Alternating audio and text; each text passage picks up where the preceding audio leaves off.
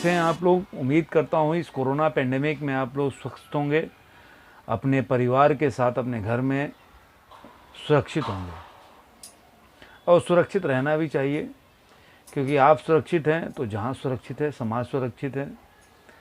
और जैसे आप सुरक्षित रहेंगे धीरे धीरे कोरोना की केसेस और नीचे जाएगा, तो स्कूल कॉलेज भी खुल जाएंगे, क्योंकि बहुत लोगों की दुकान नौकरी सब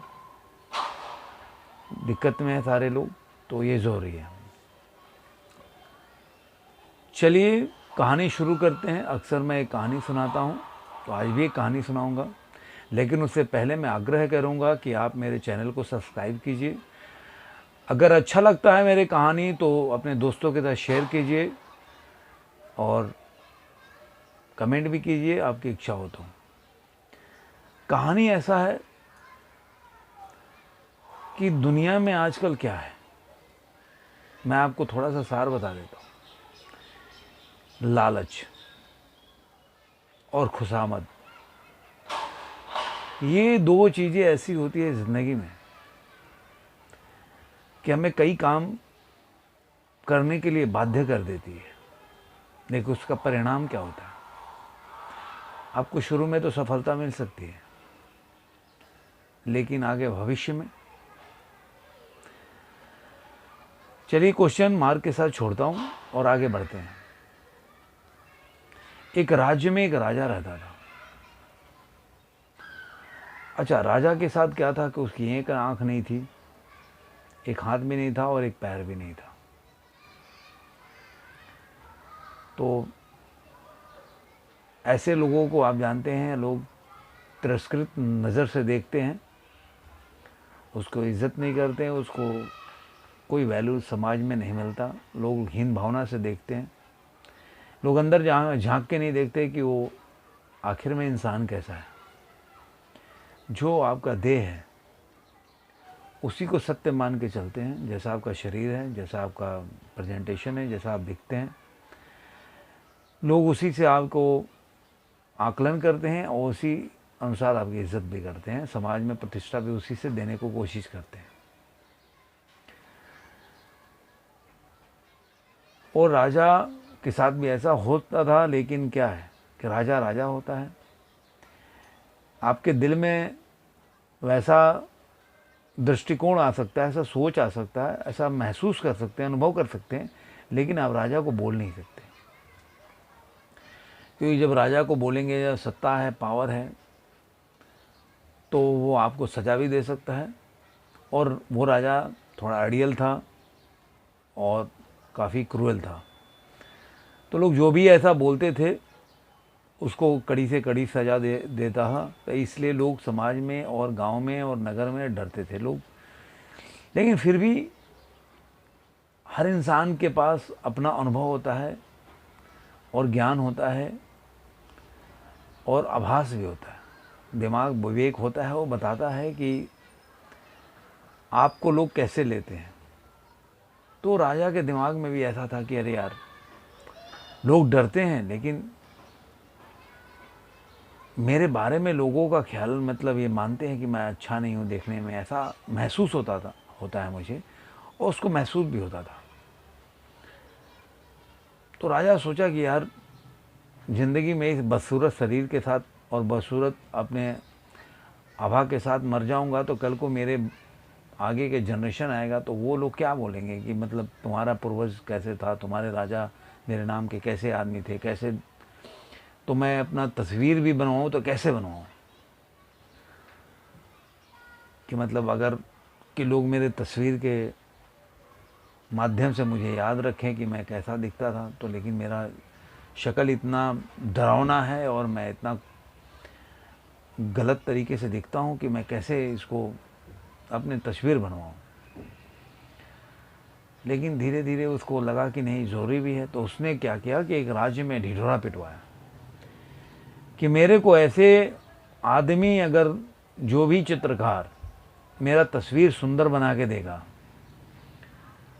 तो मैं उसको बहुत रिवॉर्ड दूंगा, बहुत सारी धन संपदा, ज़मीन वगैरह उसको गिफ्ट में दूंगा पुरस्कार स्वरूप। अब क्या होता है, राजा के इर्द गिर्द जो चमचे खुशामदी लोग लगे रहते हैं, वो सोचते अरे यार मैं बना दूंगा, बढ़िया से राजा को सुंदर बना दूंगा, राजा खुश हो जाएंगे और क्या है। एक बंदा आगे आया और उन्होंने खूब सुंदर राजा का तस्वीर बना दिया। राजा देखा एकदम क्रोधित हो गया।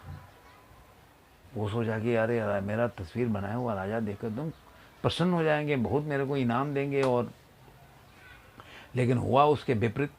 राजा बहुत क्रूएल हो गया, एकदम क्रोध से एकदम भर गया।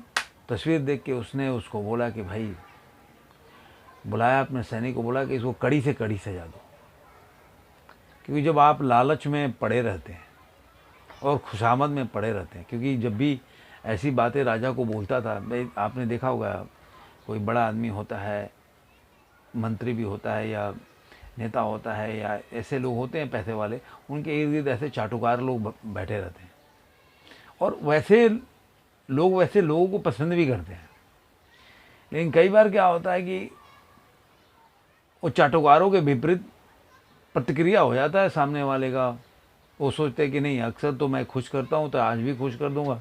पता चला उसका मूड कुछ अलग तरह का है, तो उसमें जो खुशामद करने वाले चाटुकार होते हैं फंस जाते हैं। तो उसमें ही वो बंदा फंस गया और वो उसको सजा दिया गया कड़ी। अब ये जब इतनी कड़ी सजा सुन के कि उसको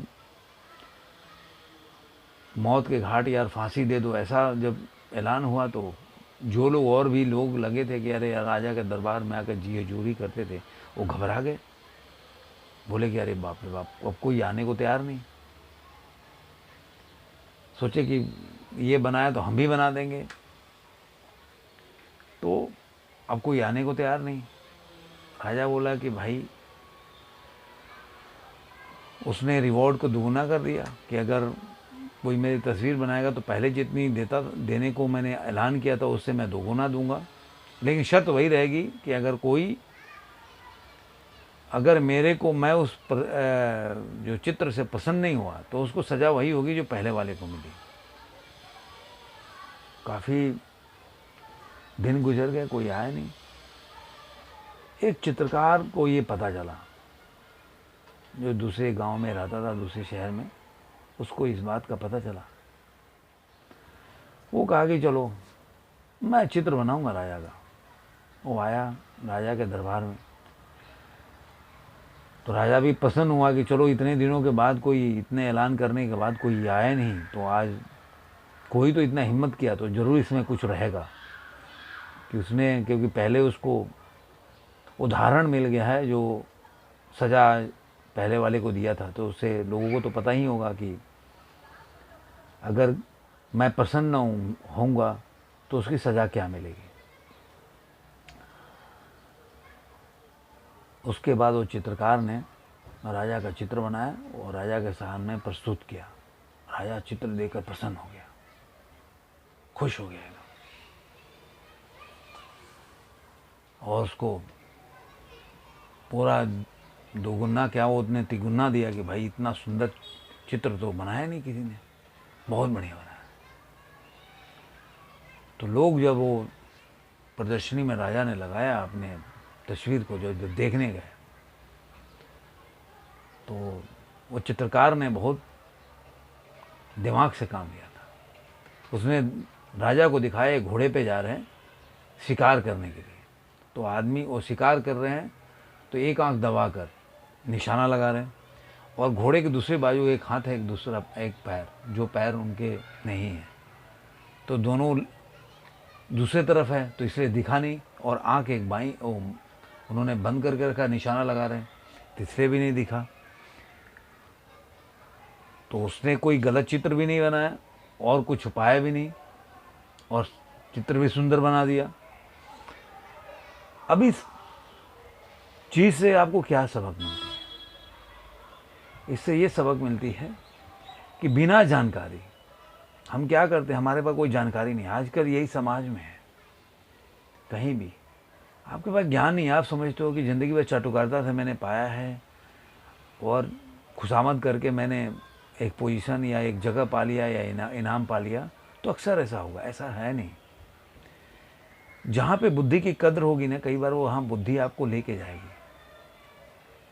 तो ऊपर वाले ने जो आपको बस दिमाग दिया, विवेक दिया है, बुद्धि दिया है, अगर उसका आप इस्तेमाल करोगे और वो आप में है, तो कहीं ना कहीं आपको रिवार्ड दिला के छोड़ेगा। इसलिए आप हिम्मत नहीं हारिए, कभी भी दुखी मत होइए ज़िंदगी में कि अरे मेरे को कुछ नहीं मिला।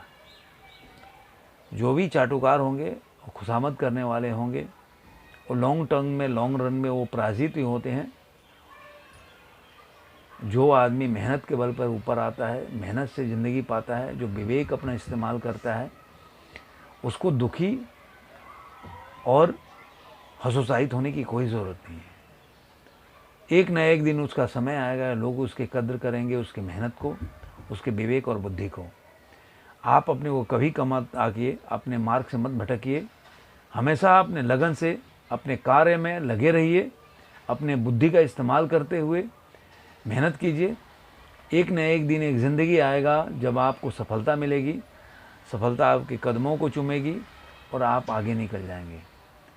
आप इस जो बोलते हैं मंत्र को याद रखिए, विवेक से किया हुआ और बुद्धिमानी से क्या हुआ मेहनत का फल कभी जाया नहीं जाता।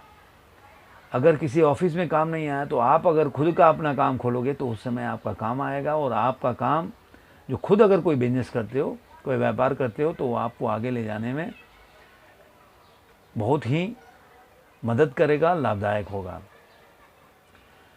अगर आपने मेहनत से कोई काम नहीं किया तो आपकी जो हालत हो जाएगी, क्योंकि आपने आसानी से हर चीज़ पाया है, तो आप कभी ऐसा मौका मिल जाए जो आपको अपना काम करना हो तो आपका काम आगे नहीं बढ़ पाएगा, और आपका बुद्धि, आपका आलसपन, आपकी निष्क्रियता आपको ले डूबेगी।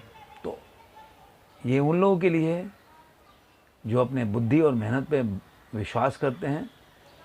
वो अपने ऐसे ही अपने मेहनत और बुद्धि पे विश्वास कायम रखें, एक दिन आपको सफलता ज़रूर मिलेगी। यही मेरा आज की कहानी का सार है। मुझे उम्मीद है ये कहानी आपको अच्छा लगा होगा तो सब्सक्राइब कीजिए मेरे चैनल को, उसको ग्रो करने में मदद कीजिए। मैं ऐसे ही आपको अच्छी अच्छी कहानियाँ सुनाता हूँ जिससे कि आपको कुछ मिल सके, और मुझे भी इससे अनुभव मिलता है। तो आप अपने दोस्तों के साथ भी शेयर कीजिए, लाइक कीजिए, और अच्छा लगे तो कमेंट भी कीजिए। जय हिंद।